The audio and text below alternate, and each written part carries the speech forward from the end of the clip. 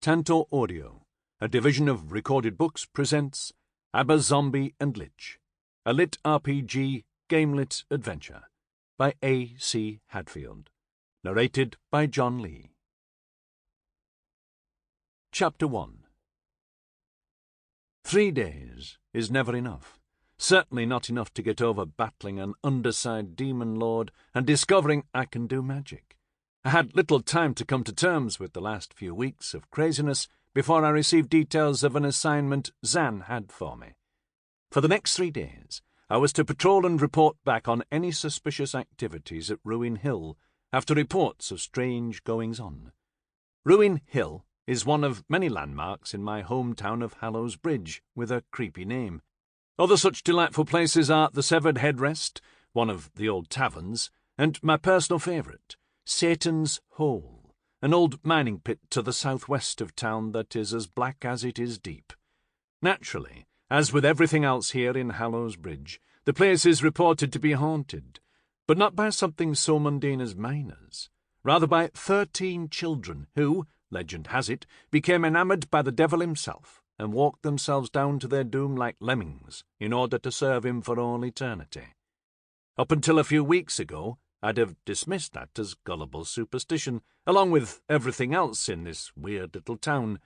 However, since learning I'm a paladin and personally experiencing the horrible reality that demons, hags, abominations, and everything else supernatural is actually real, I'm not so quick to claim shenanigans on anything. I now avoid the hole as much as possible. I'll give you a tip for free. If you're ever in Aberzombie, don't yodel in Satan's Hole. I'm certain nothing good will come of it. But back to Ruin Hill.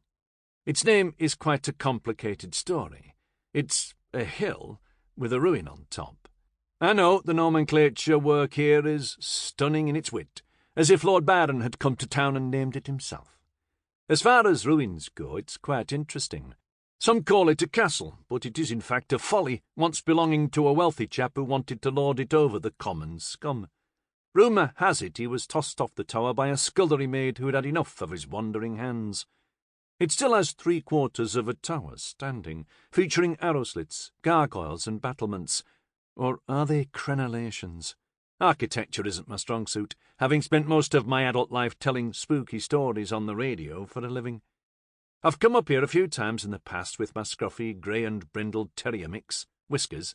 He likes chasing the rabbits that have made their home in and about the small wooded area surrounding the ruin. The same activity summed up the first day of my patrol duty. We stayed within the vicinity for about 6 hours and discovered nothing of note. Boring, perhaps, but I'd rather that than facing off against some gribbly wanting to separate my head from my body, which had become a recurring activity since I had discovered the Academy. However, on the second of my 3-day assignment, it was colder than a witch's tit. Whiskers was trotting a few feet ahead of me, his little face hovering over the still frosted grass, pale as befitting the cold January UK temperatures. The ground crunched underfoot, my breath fogged with each exhalation. Being so early in the day, just after 7 a.m., it appeared as though Whiskers and I had the place to ourselves. I hoped that would stay the case for the rest of my time here.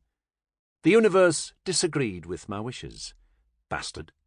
By the time we crested the hill and made our way up the old embankment toward the ruin, I spotted, through a gap in the crumbled outer stone wall, a silhouette of someone moving about in the bijou courtyard. Instinctively, I called for Whiskers. He stopped, wagged his tail, and turned his head to me. A moment later, he snapped his attention back to the ruin, his tail now deathly still as though it were a radio antenna picking up a signal. A chill not born of the weather crawled across my back and neck. "Hello!" I shouted in the now hushed, tense atmosphere. On this winter morning, what little sun there was slinked behind a thick blanket of grey clouds, casting Ruin Hill in Stygian monotone shadows. I fully expected to hear a wolf howling in the distance to complete the scene. The silhouette continued to move. Whiskers growled low in his throat. I jogged toward him, not slightly, and stroked his back, feeling his hackles. "What is it, boy?" He yipped, his little beady eyes fixated on the courtyard. A sigh escaped my lips. "Great," I said, You're not going to be happy until we check it out, are you? Haven't we watched enough horror films over the years to know this never ends well?" He looked up at me and barked. "Fine. Stay close." We moved up the hill. I manoeuvred my way through the gap in the tumbled stone wall until I stood within the overgrown space that made up the courtyard. Frost lay in thick crystals across the grass and the ancient stone, making the walls sparkle, the particles catching the few beams of sunlight. I looked around for the source of the shadows and saw nothing out of the ordinary. Whiskers pressed tightly against my leg, the heat from his body seeping through my jeans. He panted as he looked around, his ears flat against his head. I patted my jeans' rear pocket and confirmed my comb was there. The comb was, in fact, a magical weapon, one of Yenfire's glamoured weapons. On a word or phrase of my choice, it would convert to any melee weapon of my choosing. Although it wasn't magically improved with regards to chance to hit or amount of damage done, I hadn't yet earned that kind of privilege. Its glamoured effect meant I could keep a weapon on my person at all times while staying inconspicuous. "Well, if anyone was here, they're not now," I said to Whiskers. I turned, preparing to make my way back down the hill toward my car, when I detected a shape move in my peripheral vision. Spinning back around, I came face to face with a young woman, probably no older than 18 or 19. "Hi," I said, shocked to see her so close. Her lips pursed as though preparing to say something, but she nervously looked over her shoulder, then back at me, all the while remaining silent. She was wearing black jeans, ripped at the knees, and a leather biker's jacket. A woolen cap flattened her dark frizzy locks, tight to her oval face. She looked at me fixedly, with deep brown eyes, before snapping her head up a few degrees to stare beyond me. A grey thing with small dragon-like wings, unfurled behind its tiny muscular body, flew over my head. I caught a glimpse of fangs and burning yellow eyes as it slammed into the woman. It scratched at her face and neck with talon-like claws. Whiskers barked and hopped around. I grabbed him so he wouldn't do anything stupid, like rush toward the beast. Despite being a small dog, he had the courage of a honey badger on PCP. At first, the rational part of my mind, which to be fair was becoming increasingly small and disinterested in light of the supernatural fuckery I'd been exposed to, tried to tell me it was a large bird. But here in merry old England, we don't have anything that large, and certainly not sans feathers. And, I reminded myself, Zan had suggested there had been activity here. Was this what he meant? Only one way to find out. I pulled the comb from my pocket and drew closer. I made my perception check. I knew exactly what it was, having studied them briefly in Meg Fletcher's monster lore lessons. The skin texture resembled stone, which ultimately was the giveaway. The creature was a gargoyle, one from the ruins tower. I glanced up and counted only 3 where there should have been 4. I recalled my training. Gargoyles had a monster rating of 2, not necessarily a massive threat, but depending on the circumstances, they'd certainly prove a challenge for someone like me in their 3rd level of training, and alone. "Hey, ugly!" I shouted, getting its attention. For now, I skipped over the whole issue of how it had become animated. Necromantic magic was the obvious answer.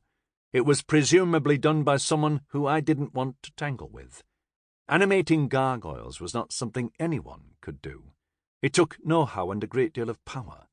Was this magic user nearby? Or was this thing simply carrying out a previously made order? The thing snarled and turned its head around like some hideous owl to glare at me with nothing but pure hatred in its face. It didn't recognize me as much of a threat, though. It turned its attention back to the girl, who was now silent and seemingly unconscious. A thin line of blood trickled over the curve of her right cheek where the creature had cut her. Whiskers struggled to get free of me. I couldn't let him go. The gargoyle would slaughter him, so I stuffed him in my jacket and pulled up the zipper. I then commanded my comb into a long sword with the magical command, Hakuna Matata. A sense of divine power I had come to know during fights with other monsters remained on the very periphery of my senses. I knew it was there, but I wasn't gaining any enhanced power. Yet. I still had a lot of work to be able to fully manifest it at will. My sense of evil was tripping, however. Using a double forward thrust manoeuvre learned from Manfred, I successfully landed a blow. The broad blade clanged against the creature's stone armour, dulling the amount of damage the strike would have likely done. Still, it wasn't nothing. The contact rocked its head back. It rolled off the woman and stood up. It was barely 3 feet tall, but its rocky skin and carved musculature still gave it a menacing aspect. It scowled up at me, spread its wings, and hovered above the ground like a giant bat. I slashed out again, this time catching it in the forehead with a solid crack. I had not only hit, but I had done some considerable damage, chipping off a chunk of rock. "You're even uglier than your mother," I said, realizing as I spoke that it was unlikely to understand what a mother was, but I wanted to enrage it so it would follow me. I needed to get it clear of the girl before I could check on her. The thing snarled, exposing its long fangs, making me think twice about my strategy. Screw it. It was too late now. In for a penny, in for a pound, as my old Nan would say, along with, "Have at there!" With a flick of my wrist, I attempted to jab it with the point of the sword. It dodged, giving me the opportunity to take a move action and a few steps back, encouraging it to follow. It clenched its hands as far as the stone claws would allow and furiously flapped its wings, bringing it closer, but still out of reach. Now, I'm a cynical sort, so when it hovered in place, looking at me like it wanted to murder me and eat my entrails, all the while remaining at a distance, my internal fuckeryometer went off with flashing red lights and a wailing screech. The game was afoot. Nay, I had been akbarred. It was a trap. The hair on the back of my head stood on end. A warm breeze tickled my exposed skin. Without any doubt, something lurked behind me. Perhaps one of the gargoyle's buddies, or worse. Whiskers squirmed within my jacket and barked in my ear to confirm the presence of something most likely horrible. Before I could turn to confront whatever was there, something hard and heavy cracked against my skull, sending me to sleep quicker than a regional manager's PowerPoint presentation. Chapter 2. A sense of movement washed over me. Some bizarre dream with its weird logic shifted on the edge of my consciousness. I vaguely remembered a lobsterman playing a nose flute in an experimental jazz band aboard the Titanic. A splitting pain in the back of my skull concatenated any coherent thoughts into a string of mush. "Oh," I said, accurately summarizing my condition. I had taken a hefty blow to the head, sapping a large portion of my health. I suspected I would have been worse off had I not improved my fortitude with the academy training. I couldn't say much else, as a piece of cloth that cut harshly into the corners of my lips gagged me. It stunk of oil and grime. My headache continued to pulse as I stretched and tested my limbs. More rags bound my wrists and ankles, but not in a fun, kinky way. My crazy ex-wife, who I'd divorced 5 years ago, was into this kind of thing. And no, I don't mean kinky stuff. I mean abuse and head trauma. For a brief moment, one of her more violent and deranged episodes flashed back to me. To stop that nonsense short, I focused on taking in my surroundings before the inevitable escape attempt. I was lying on my side, my face pressed against a cold, dirty metal surface. A quick look around told me I was in the back of a van. I could make out the sound of the engine. Vibration from the wheels on the road rumbled up through a wheel arch that pressed into my back. That earlier sense of evil remained, but nowhere as potent as before. Somewhere ahead of me in the gloom of the van, a light glowed from the cracks between a bulkhead and the cab, where I could make out 2 distinct voices in conversation. Their words, however, were obscured by the bland tones of a Coldplay song. I wasn't sure what was worse, being kidnapped and in pain, or being forced to listen to Coldplay against my will. Definitely Coldplay. Another thought snapped me out of that particular horror fantasy. Whiskers. Squirming around like a shrimp, I twisted about until I spotted my 4-legged friend near the doors. He was muzzled with a wrap of fabric around his short snout and tied on a short lead to a hook on the van's side. His glassy eyes looked at me, tail wagging, beating out a rhythm. "Shh," I hissed out, hoping he wouldn't gain our attacker's attention. I tried to add, "I'll be right there," but the gag made it sound like, "I'll be right there." Regardless, he was a smart little beast and intuited what I meant. He sat still, his tail swishing quietly on the floor. Before I could make my way to him, movement from near the corner of the bulkhead caught my attention. I sat up to investigate. My head spun, and a kaleidoscope of colours and weird amorphous shapes danced across my vision. I continued to get my bearings. My vision began to adapt to the light. Thankfully, the people who had grabbed me hadn't blacked out the 2 small windows in the rear doors. Though the grime on them cut down the available light considerably, enough shone through for me to notice that the shifting shape was another person, the young woman from Ruin Hill. "Are you okay?" I asked. She turned her head to me. Her dark, wavy hair obscured most of her features, but I could make out the gag tied tightly around her face. Unlike my filthy rag, her rag was an impressive affair made of leather that covered her mouth, nose, and jaw. A thick metal lock ensured it stayed put. In some ways, it resembled the face covering worn by Hannibal Lecter in The Silence of the Lambs, and for a couple of seconds I wondered if perhaps it would be wiser to leave it alone. What if she were a rabid cannibal in pretty woman form? Through gaps in her hair, her eyes grew wide. She tried to mumble something, but I couldn't understand what she was saying. She struggled, her arms tied behind her back, before slumping again, defeated, against the bulkhead. She turned away from me. Her shoulders rose and fell as she sobbed. Her pitiful image made a convincing argument against being a Lecter wannabe. I had no idea who she was or why she, like me, had been taken, but I didn't want to wait to find out. I was prepared, however, to give her the benefit of the doubt. I squirmed over to Whiskers and lay my head down at his paws. I then mimed what I wanted him to do. It took a few minutes, but eventually he got the idea. While my face was to the floor, he used his paws to scratch against the knot of my gag. It must have been about 5 minutes or more, but eventually the knot loosened enough for me to squirm free of the rank cloth. I spat it out. "Good boy," I said in a whisper. Then, looking over to the girl, I added, "My name's Steve, by the way, Steve Firestone. You might have heard my radio show. I do the graveyard shift on Radio Phoenix." I don't know why I was telling her that. Perhaps it was my attempt to show that I wasn't a stranger. Although the town of Hallows Bridge was small, Radio Phoenix, the local station, had a loyal following. I wasn't as famous as I used to be during my peak when I worked in London, but locally speaking, I held minor celebrity status.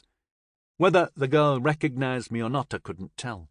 She sat slumped in the corner, seemingly resigned to her fate. I didn't want to continue talking too loudly in the event our captors heard, so I returned to Whiskers and my plan. "Okay, bud, I'm going to remove your muzzle, but you have to be quiet, okay? Quiet, yes?" He blinked, cocking his head slightly. I took that as a yes. He was the smartest dog I knew, so I went with it. I had little choice but to trust him. With my teeth, I managed to loosen the knot, and then dragged the muzzle from him. Instantly, he rewarded me with licks and rotten dog breath. Okay, I get it. I love you too. Now bite through my wrist bindings." He didn't understand at first, but when I turned it into a game and made him chase the bindings, in a limited way due to his short lead, he bit down. He growled low as he twisted and yanked at the rags like he does when we play tug-of-war with one of his many rope toys. "Good boy," I said, still keeping my voice low. "Get the knot." We continued this way for a while. The van slowed down and then turned off the road onto what seemed to be a rough dirt track, making it harder for me to keep up the game with Whiskers as the surface tested the van's suspension capability. Eventually, Whiskers' sharp teeth began to tear through the old rags used to bind my wrists. With no small effort on my part, I managed to lever my arms and tear it further, until finally I broke the bonds.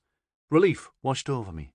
I brought my arms back around and massaged my sore wrists, eager to get some blood flowing again. I scratched Whiskers behind the ear. "You're such a good boy," I said. "Well done." Wasting no time, I undid the wrappings around my ankles as the road surface grew ever more agricultural. It made me think we were heading out into the middle of nowhere to be murdered. Or worse. I checked my pockets in the small hope I still had my phone or weapon on me. No dice. The feckers had taken them. I rushed over to the woman. She leaned away from me when I reached to inspect the lock on her face covering. She shook her head. Her eyes went wide. "I'm trying to help," I whispered. "I'm going to get you out of here. Just don't eat my liver with a nice Chianti, okay?" She stared at me, confusion written in what I could see of her face. She was probably too young to get my old references. After a long pause, she nodded to her arms and presented them, encouraging me to start there. I didn't have time to argue, so I set about the task. Her wrists were tied tightly with thin ropes that looked to be designed for this very purpose. I'd never seen a knot like it, and didn't know where to start. Her ankles were worse, manacled with tight-fitting metal cuffs. A single keyhole in the middle offered the only realistic way of unlatching them. As we continued to bump along slowly, I became increasingly frustrated with my attempts at freeing her. The ropes were too tight. The knot was too complicated. I broke away and started to look around to see if there was anything of use, hoping to find a toolbox or some discarded item. Of course, my luck wasn't in. To make matters worse, the van came to a skidding halt. The driver and passenger doors slammed shut. Whiskers looked at me with alarm. I scrambled toward the rear doors, standing between them and Whiskers. I balled my hands into fists, ready to attack. Holding my breath, I strained my hearing in an attempt to identify our captor's movements. A vague sense of squelching came from outside as they approached. Then they stopped. What were they doing? I didn't have to wait long to find out. Chapter 3. The doors flung open. Two men wearing balaclavas and wielding firearms looked up at me. "Hands behind your back," the one on the left and the larger of the two said. He pointed a double-barreled shotgun at my face. His voice was low, gravelly. He spoke with a northern accent I recognised instantly, owing to my upbringing in Sheffield. Yes, I talked like Sean Bean. Unlike many of his film roles, however, I didn't plan on dying any time soon. The smaller man of the two aimed a pistol at Whiskers. It took a special kind of evil to threaten an innocent pooch. I wouldn't forget this, that was for sure. I scrutinised him, trying to discern any identifying marks or features. All I could truly make out were his green eyes and cruel, thin lips. "I don't want to repeat myself," Gravel Voice said. "Back the fuck up, or you and the dog die, here, right now. And there's no need for you to scream either. No one will hear you out here." With no alternative, I did as he suggested. The moment I moved back, the pair of them jumped into the van and put a hood over the girl's head, then did the same with me. With a knee in my back, my arms were drawn behind me and tied once more. "Take off her manacles," Gravel Voice instructed his smaller companion. "She can't walk like that, but keep her close. Shoot the bitch if she tries to run. Just don't kill her, or Graham will fucking castrate us both." "Got it," Green Eyes responded. At least I now knew the name of the guy in charge of this affair. Graham. Hardly the name of someone evil. But I guess that's how many evil scumbags got away with it. No one would expect nefarious activity from a Graham, Colin, or Nigel. Within minutes, we were out of the van and led across a field, muddy by the squish around my shoes. My captor pressed what I assumed was his pistol against my back. After a few more minutes, they separated us. I heard the squelching footfalls of two people heading away from me. I assumed it was the girl and her captor. Green Eyes continued to drag me further away and eventually bundled me into a building. With the hood on, I couldn't make anything out beyond vague shadows and changes of light. The rotten stench of wherever we were made it impossible to use my sense of smell to discern anything useful. I heard nothing else to help identify our location either. He led me down a set of wooden steps and along a narrow, low-ceilinged corridor.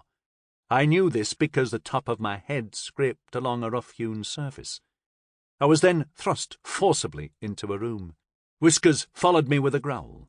He pressed up against me as a metallic slam from behind made me jump. I heard the loud clunk of a lock, followed by footsteps going back the way we'd come. I slumped against a brick wall, lowered my head, and shrugged off the hood to see that Green Eyes had locked me inside a makeshift cell. An iron-barred door with a heavy lock prevented my exit. Whiskers pressed against the bars, but only a few inches of his snout fit in the space. The room itself couldn't have been more than 8 foot square. There were no windows and no toilet. A single wooden bench ran along one wall. The only light came from a dim bulb hanging halfway down the long corridor, providing the barest illumination. Defeated, I collapsed to the bench and tried to come to terms with both the situation and the pain that throbbed in the back of my head. The exertion had reawakened the pain from the first attack, back at Ruin Hill. Whiskers hopped up next to me and whimpered. His body shook. I couldn't pet him to make him feel better, with my arms still tied behind my back. I sighed deeply and leaned into my furry friend in the hopes of giving him some degree of comfort. We had managed to untie ourselves before. I was sure we could do it again, once the current wave of pain and anger washed away so I could act more rationally.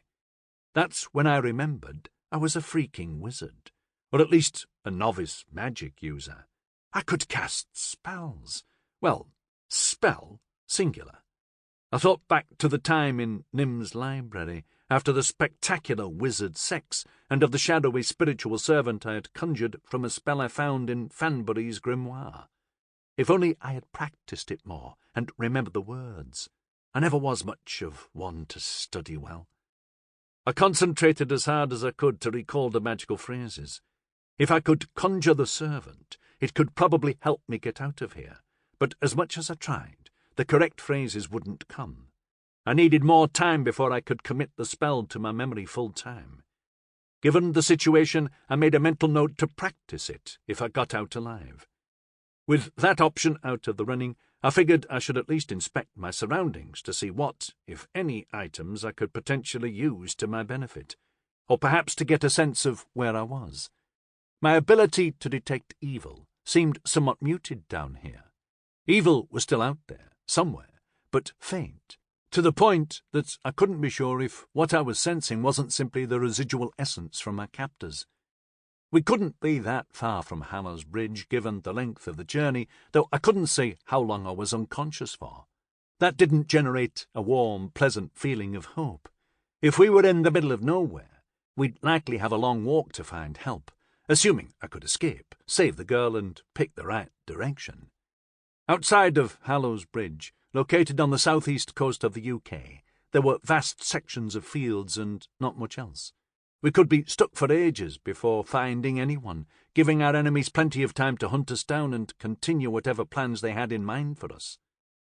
I let out a long sigh, full of hopelessness, when I realized there was nothing in the room that could be of use. However, after a few moments of feeling sorry for myself, my vision adapted to the low light. I noticed that at the far end of the room, huddled beneath the bench, was a pile of old leaves. I continued to stare at them for a long while before I realized they were moving.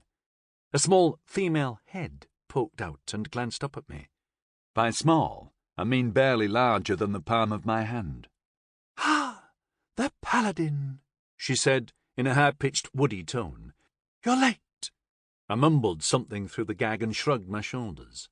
The woman, and that's a super loose term, extricated herself from the leaf pile to stand before me. The top of her head barely came to my hips.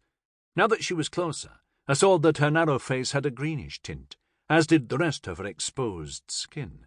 She wore a simple robe the colour of autumn leaves. Her feet were bare and had fine hairs on the toes. A series of twigs and acorns were woven through her wild auburn hair. "Kneel," she said. "I'll take that awful rag out of your mouth.